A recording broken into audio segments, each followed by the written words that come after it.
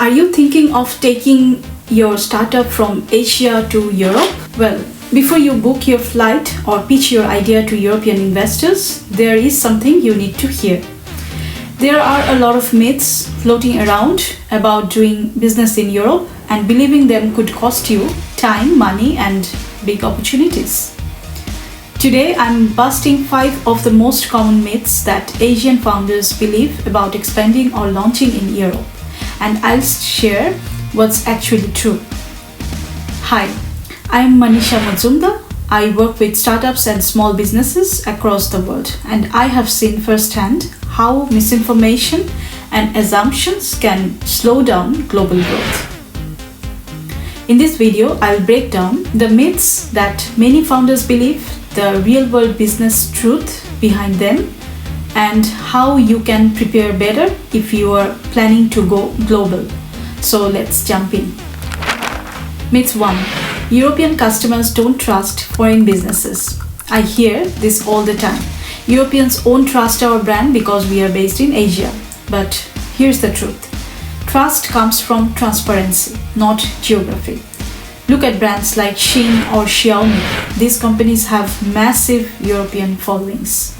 Even SaaS tools from Southeast Asia like Zoho or Trello's outsourced teams have loyal European users. So the reality is, European customers care about quality, clear policies, fast response time, and values, not just origin. So you can absolutely win trust if you show professionally and deliver well. Myth 2. Europe is too saturated for new startups. Many founders tell me that Europe already has everything, so there is no room for us. Let's bust that myth. Yes, Europe has advanced ecosystems, but that doesn't mean it's saturated. It means the market is validated and there is a framework ready for your entry. In fact, in Germany, France, and the Nordics, governments actively fund foreign-funded startups in areas like health tech, green tech, and social impact. So, Europe may be competitive, but it's far from closed. If your idea adds real value or serves a niche, you have got room to grow.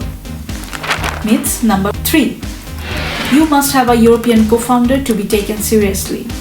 This one is subtle but dangerous. Yes, having local knowledge helps, but investors don't require your co-founder to be European. They require your model to be localized and your execution plan to be sharp. Look at TransferWise, founded by Estonians, scaled in London. Or look at Payoneer, born in US, scaled globally with distributed teams. So, you don't need a European face. You need a clear value proposition, local compliance, and a path to scale. Here's a bonus tip. Hiring a local consultant or part-time advisor often works better than giving away equity to a placeholder co-founder.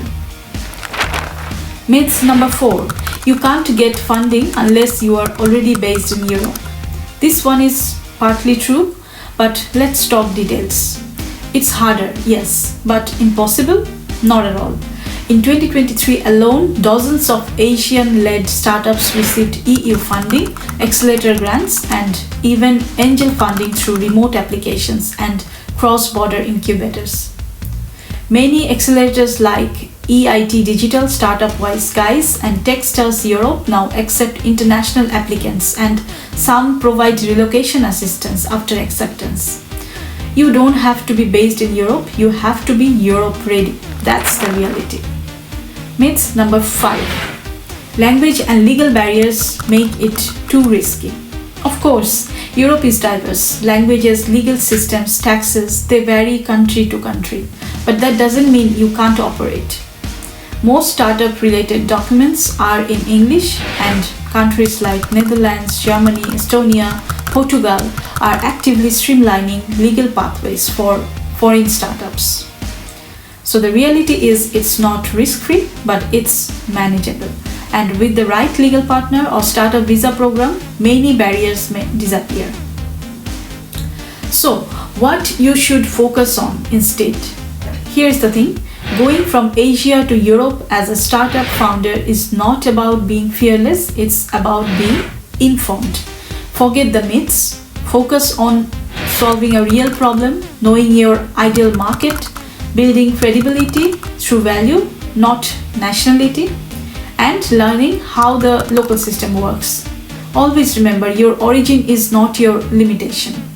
So if you are planning to expand in Europe or you are stuck on one of these myths, let me know in the comments. I'd love to hear your story. And if you want to talk about your idea, feel free to email me at manisha.mazumdar@gmail.com. I'll also be making more videos to help founders go global, so don't forget to subscribe and follow the journey. Until next time, build locally, impact globally.